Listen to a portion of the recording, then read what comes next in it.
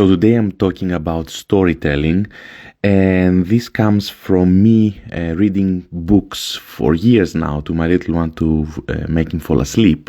He enjoys reading books and listening to stories, I think more than an average child. Like, it's just crazy the amount of stories we need to read today, we must read today, every day. And it has to do about storytelling, because anybody that is a parent will know that you end up reading the same book hundreds of times, maybe, I don't know, many hundreds of times, if not thousands. And obviously these stories are really nicely made stories, at least most of them. But at the same time, to make a story captivating for the little one and appropriate to the moment, sometimes it's very sleepy, sometimes it's very excited, sometimes it is the first story, sometimes it's the last story that they listen, is the performance. So I realize now, maybe a little bit later than I should, that important part of storytelling is not the story itself, it's not the copy, because everybody actually focuses on the copy. It is the performance that you put behind it. And I am a person that I'm actually pretty theatrical in the way I speak, and I use intense language, and I use my hands a lot. And when I read a story for my little boy, it doesn't matter if it is a sad story, if it is a funny story, if it is a story that he has heard 167 times or not, every single time I put a different tone of voice, a different element, a different something when I read it, and he looks like he's enjoyed it very much. And I think that this principle applies to people creating and executing storytelling for advertising, for marketing purposes generally.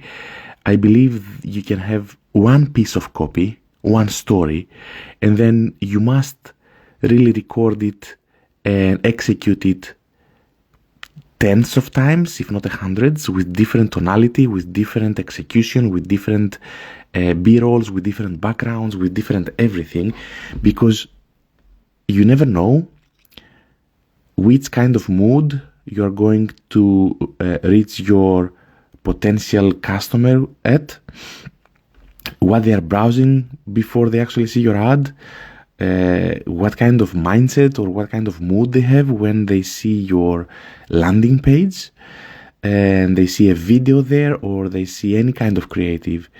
And this is obviously a important principle of marketing and conversion.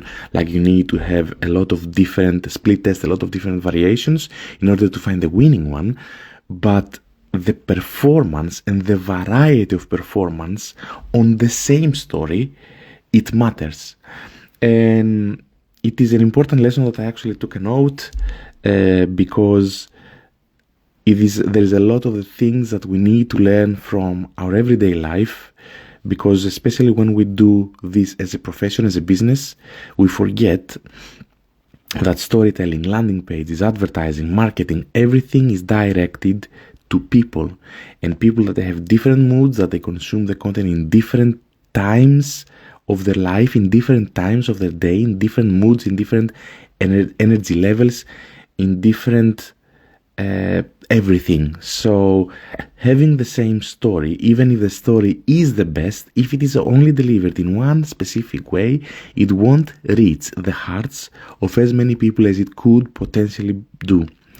And have this all in mind, I hope my realization of how to actually do storytelling, not only by having a great story, but performing it in many, many, many different ways, can make your story successful in a very broad audience, and so it can make your marketing successful and your business too.